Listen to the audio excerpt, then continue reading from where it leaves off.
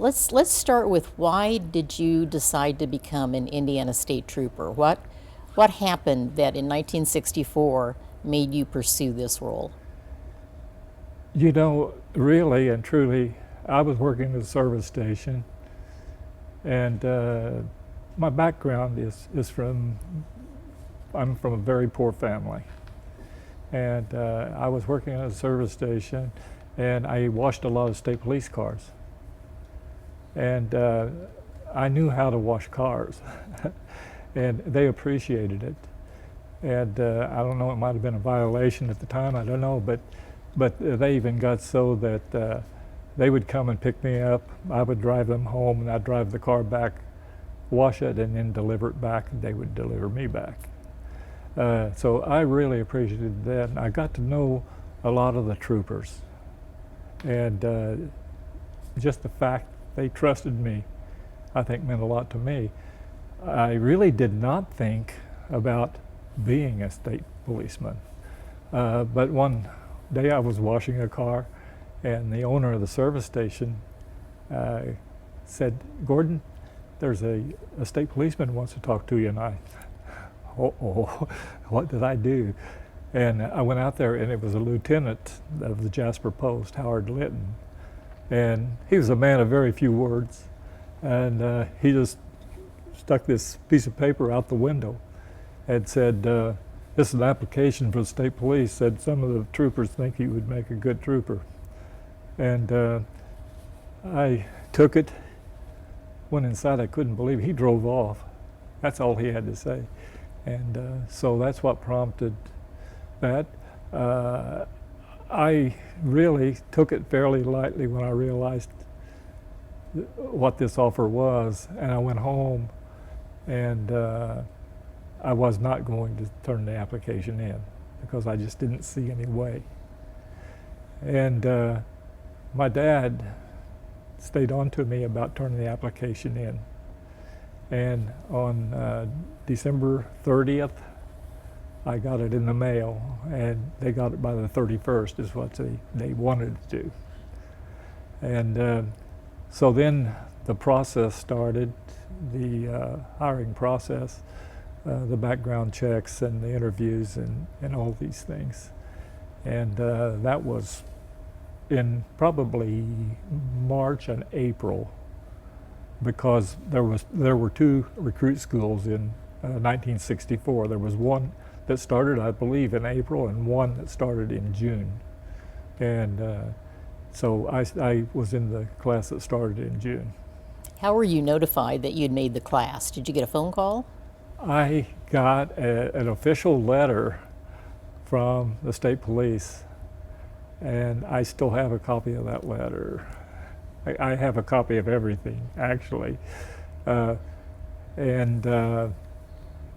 from there on, it was, I had to go buy my uniform, which the uniform at that time was gray slacks and a gray matching shirt. Okay. And black tie. And so I had to get all that stuff together, plus a pair of black shoes and black socks, you know. Uh-huh. But and that's, from then on, it was to Bloomington, to Indiana State Police Academy. And what was that like? What was your training like? The training wasn't as difficult for me as it was for a lot because of my military service, but the first thing that I discovered was the training was so much like the military that it really put me at ease. And so I knew that I had to excel at what I did best, and to make it through the academy. Tell me about your military service. I was in the Army for 3 years. Okay. Yeah, I went in when I was 17. Okay. Got out when I was 20. How long was your training at the academy? What types of things did you learn? The academy was 2 months, and they start off with some basic things, but they get into law and things like this, emergency deliveries of babies, things like this, just everything pertaining to the job as a trooper. Did you ever think during that training, holy cow, I hope I don't have to do this kind of thing? No. No. You were all prepared. I knew we did have one of the cadets. He took a lot of teasing, but during the delivery of the baby thing, he passed out, and so he took a lot of kidding after that. I bet. Are you still in touch by any chance with your classmates? Yes, we try to keep as close track of them as we can. It's difficult to do because they're so, we are, I'm losing more classmates all the time because age-wise, but some of them are still very close, and the ones that I actually worked with as a trooper, and also when I was working narcotics.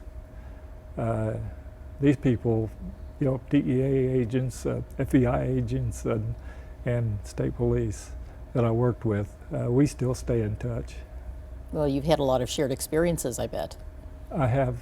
Do you remember the very first day you became a trooper, when they sent you out and your training was all behind you and the road was ahead of you? Do you remember that day?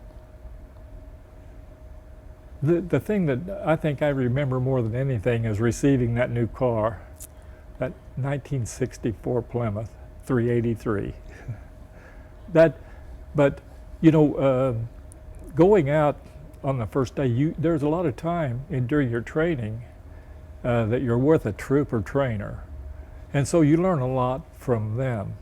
And so when you're out there, you are ready to be out there, and you're ready to be out there by yourself because the training just prepares you for it. Was there, in the early days, was there a time when you had a significant situation that you encountered and you realized that you were the one that had to deal with it? No one else could. Well, I think during my first year, the 1964-1965 year, at one time I was just overwhelmed with fatalities. And I had, I think it was 11 fatalities that I didn't even have the reports turned in on yet. And of course the Post was needing that, the newspaper was wanting this and that, but the work that went into getting all those fatal accident reports was kind of overwhelming. I bet that would be. Well, where did you start? What was your first assignment? Jasper. Okay. District, I think it was District 8 at the time. Yeah, the numbers have changed, yeah. The numbers have changed. They went from 8 to 34 to 46. Now, was Jasper your hometown? No, actually Huntingburg, which was, I was born and raised in a little town called Duff in Du Bois County. Okay. Population 50. Uh-huh. One-room school. Was Jasper your choice, though? Were you able to choose where you went? No, Jasper wasn't necessarily my choice. I was really ready to go anywhere, but I was glad. I was happy to go to Jasper, and at that time, Jasper and Evansville shared a district. Okay. Evansville was 8A, Jasper was 8, and so I did a lot of my training out of Jasper and out of Evansville. That's where all of my trooper training was. Tell me about, and I'm sure given your long career, you had some extraordinary days, some truly extraordinary and some very challenging. You have a couple of just extraordinary days that you think about every now and then because it made you proud to be a trooper? Well, the days that I remember, I think, isn't necessarily a time where you're proud. Okay. It's a time where you have some work to do and you would just as soon not do it. I was spraying dandelions on April 29th, 1970. for instance. And I was a diver for the state police, and I got called out to make a dive. There was they were having trouble down on the Ohio River with a floodgate that was stuck open and letting flood water into the city of Till City. I stopped at the post on the way, and the lieutenant told me, said, no, said they have divers. Said we can't interfere with the professional divers that usually do these dives.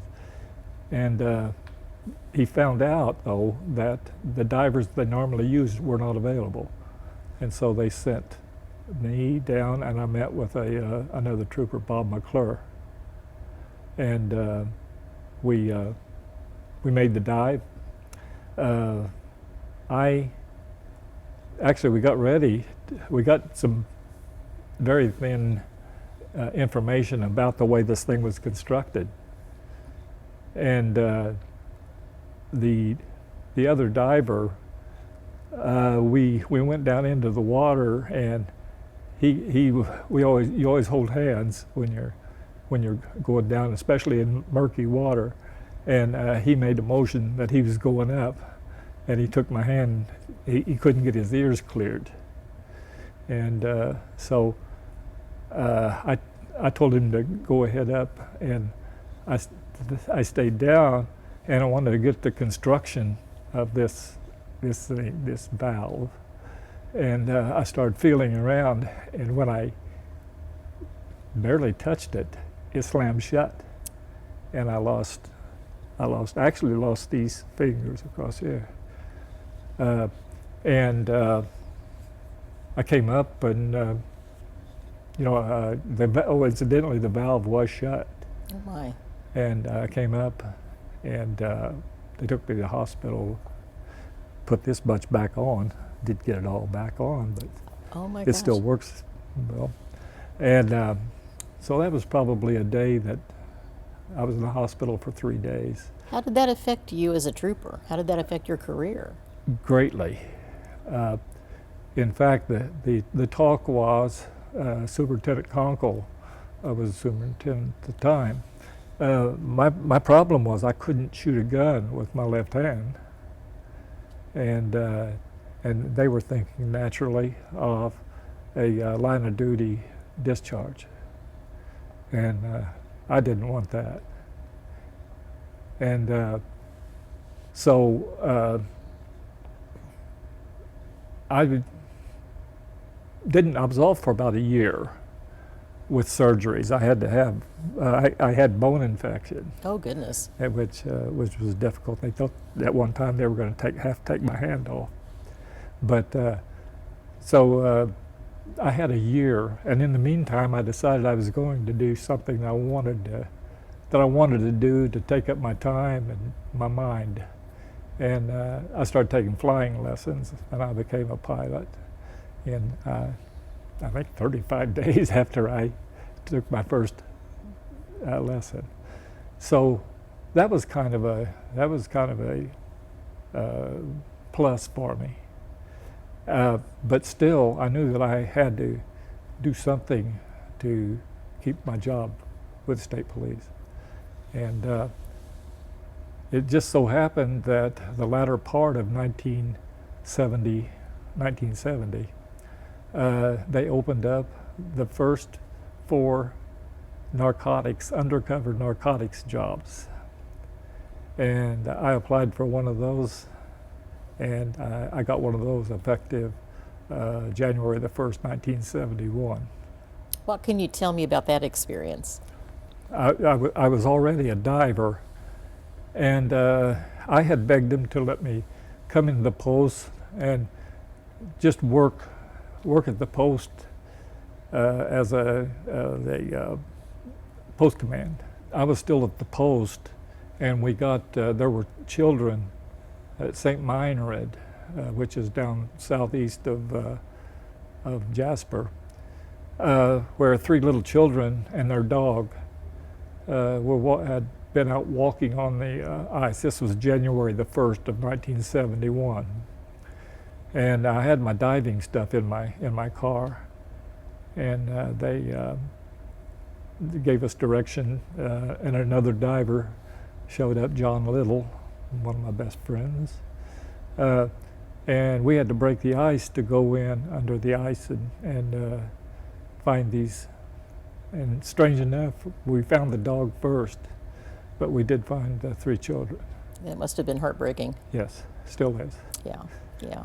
Is that one of the things that you think about? Are there other cases or situations that you think about that probably not only bring heartache but bring joy when you think about them? Well, I think, I really think, I have some things that keep me awake sometimes. And I think probably the one more than any other is a little 5-year-old girl that I got called to an accident. It was one during that time where the fatalities were piling up, and I didn't have my reports in. And these were highway fatalities? Yes, they were highway fatalities, and it was out on Highway 50 between Lagodi and Montgomery, and I drove up there, and the first thing I did, I recognized one of the vehicles.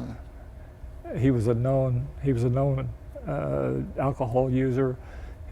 He'd been arrested before for DUI, and then I see this other car sitting there.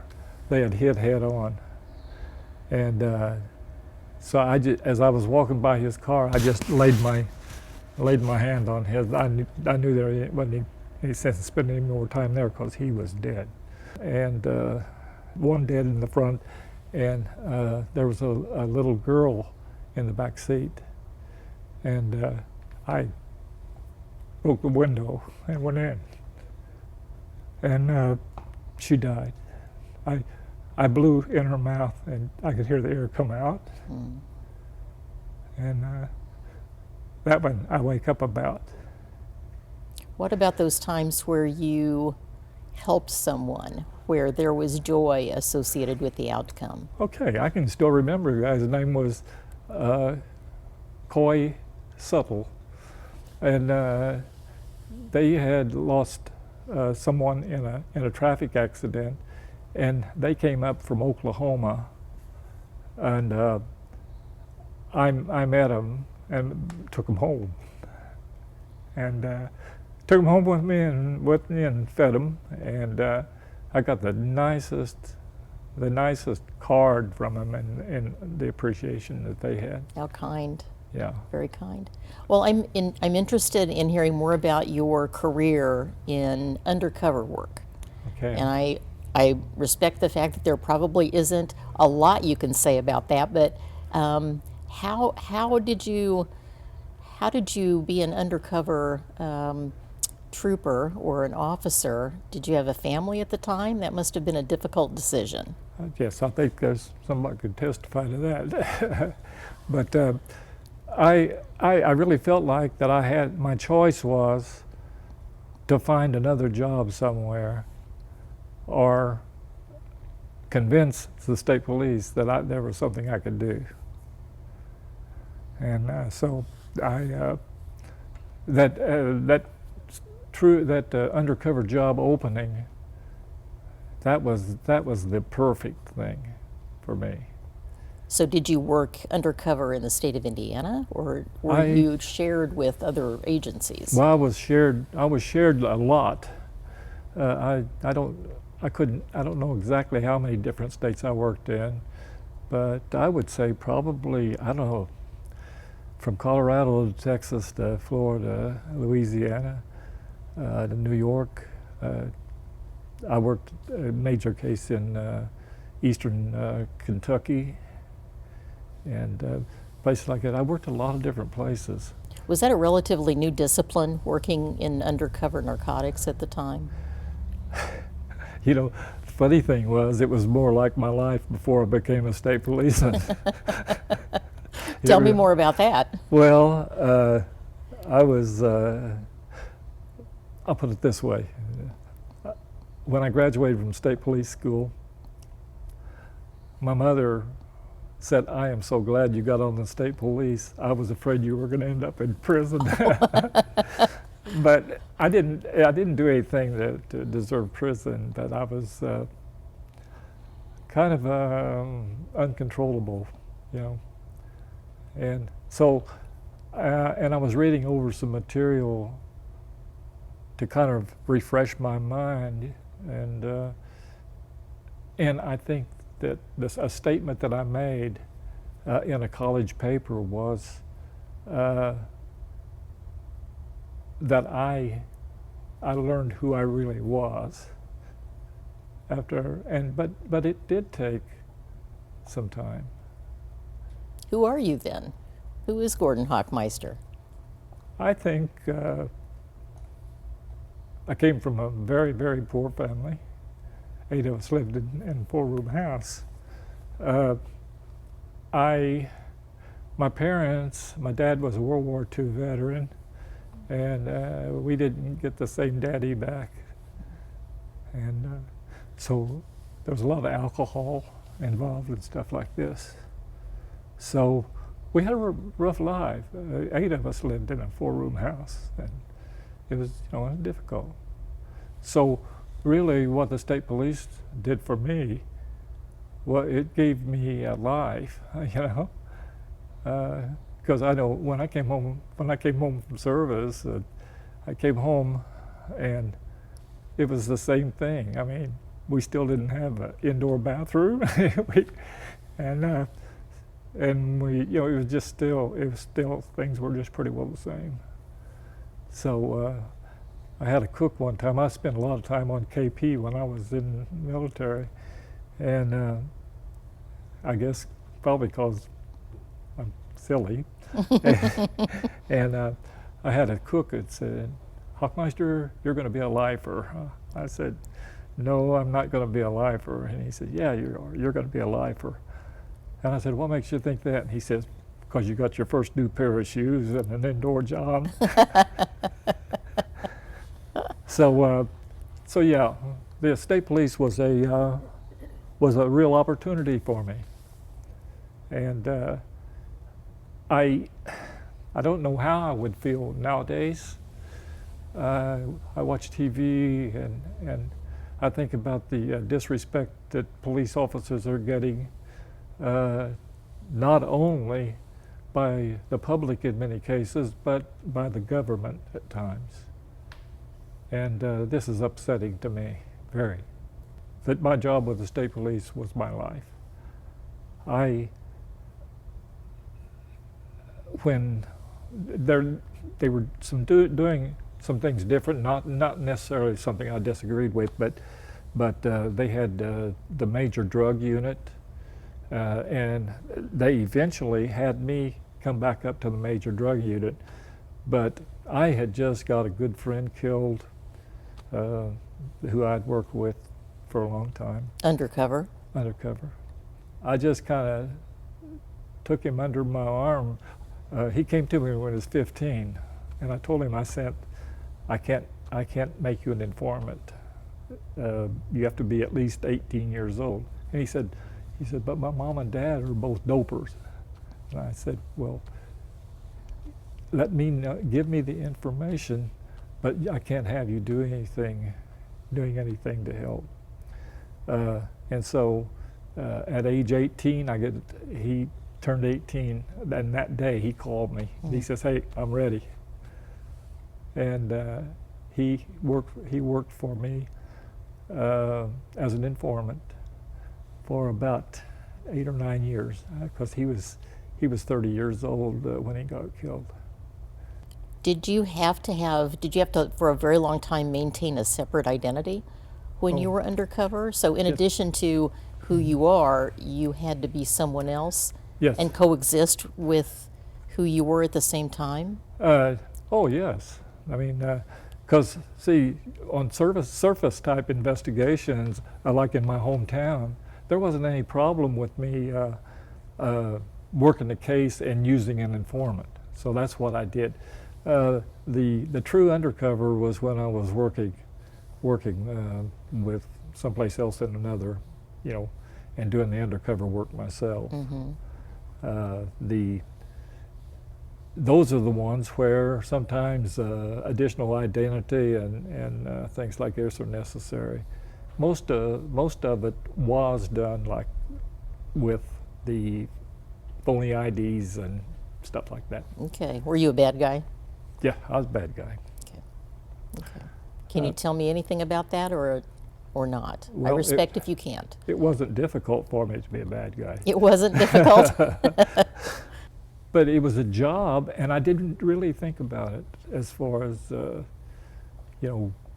what had to be done and what the end was going to be. How long did you do that, and then what got you out of being an undercover officer? Well, I did that for I worked full undercover actually for the rest of my career. If it was a job that I felt like I needed to do. There were just sometimes that I didn't want to send somebody else. How do you measure success as an Indiana State Trooper, given your background and all the different things that you were part of? How do you measure success? I think in the job that I did, the job that I swore to do, I think all in all it made me a much better person. It brought out the best in me. Where, I could have just as easily been by the wayside, but that old bald-headed state policeman that came to my job that day, that's when my life started changing.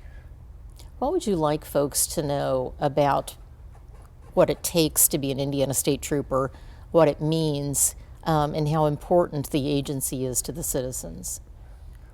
The Indiana State Police is a lifesaver for so many people.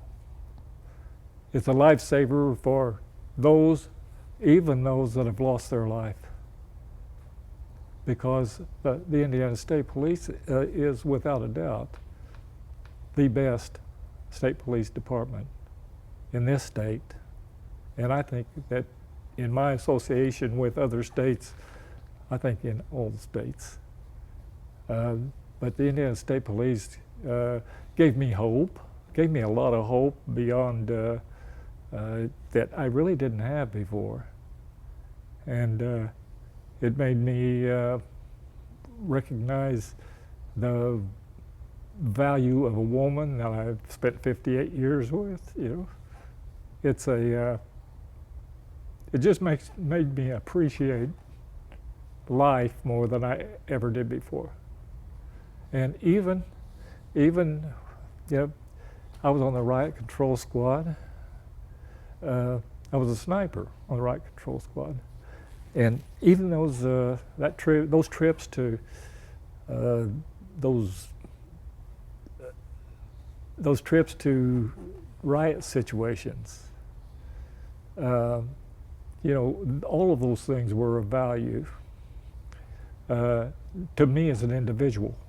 And I feel like for the state of Indiana, the people of the state of Indiana, but there are just so many things and so many decisions and so many cases where you can gain from. Even those, I don't like waking up, after 50-some years. I don't like waking up, but I still see that little girl. And there's other instances too like that. Mm-hmm. And I just think that it really has made me the best I can be. I'd like to be a little better. My wife would like to see me feel, but I really do feel like that it has done that. Gordon, what would you tell a new potential recruit who's considering a career in law enforcement? What would you tell them? How would you encourage them to consider the Indiana State Police? For the greatest satisfaction that you can possibly have in life, and you can see yourself doing this job, and you can plan, and you're willing to learn, for people to tell you exactly how to do it and expect it to be done that way, that you are the person that's going to gain from it. I really and truly believe that this job with the Indiana State Police has given me an opportunity to do anything. I left the state police, and it was time for me to leave because I feel like I've done my job, and I did it maybe not always like people would have expected me to do, but I did it the way I felt like it needed to be done. You have mentioned so many things that you did in your career. We could literally sit here and talk for hours, but before we wrap this up, if you have a story that you'd like to tell me about anything in your career, tell me a story. Yeah, I'd like to tell the story about my wife. I came home one night and I was just so proud. I had got flagged down out on the highway, and there was a woman and her husband, and she was having a baby. And I took her in my car. She was in my car, and I red lighted it to the hospital. And when I got to the hospital, the baby was ready to be born. And so I was actually the one that delivered the baby. And my wife worked at OB, and I got home and I went in, had my sleeves rolled up and everything, and she said, "What you up to?" I said, "I delivered a baby tonight." She says, "Well, I delivered 3." So anyway, yeah, that's a great feeling, though. Yeah, yeah. Especially watching them grow up. So tell me about meeting your wife. Well, I was patrolling in the city of Washington, and I saw this red '62 Chevy convertible that I had seen before, and kind of got to know her through seeing her in a restaurant or something like that. And she rolled through a three-way stop, and I stopped her, and just happened to stop her right by the high school that she graduated from. There was some contact. We knew each other, but didn't really know each other. And I gave her a choice of a traffic ticket for the stoplight, or she would date me. This superintendent's not gonna like this, but she argued that she did stop at the traffic light, but she didn't. And so we kid about that now. The fact I said she was the first out of 135 girls I made the offer to who took me up on the offer. That's great. 58 years later, Yeah. she actually stayed She with made the me. right choice. She did. Mm-hmm. I think we both did. You tell the superintendent that I'm going to be missing my retirement check. That's so awesome. Thank you so much for talking to us today. I've really enjoyed hearing about you and your stories, and I suspect you were a good man to begin with. Maybe. I think so. Thank you, sir.